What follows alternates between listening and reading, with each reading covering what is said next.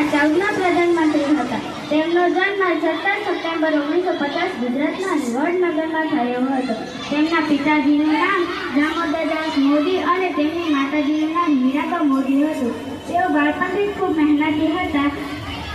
તેઓ નાના સમયમાં ચા વેચવામાં તેમના પિતાને મદદ કરતા હતા. તેઓ રાષ્ટ્રીય સ્વયંસેવકમાં ભેગા મળી સમાજની સેવા શરૂ કરી. પછી તેઓએ ભારતીય જનતા પાર્ટી એટલે કે ભાજપમાં જોડાયા. 2001માં તેઓ ગુજરાતના મુખ્યમંત્રી બન્યા. 2014માં તેઓને ભારતના પ્રધાનમંત્રી બનાવવામાં આવ્યા. તેઓએ નેતૃત્વ દેશમાં ખૂબ બધા બદલાવ જોયા, જેમ કે સ્વચ્છ અભિયાન, ભારત અભિયાન, make in India, digital India.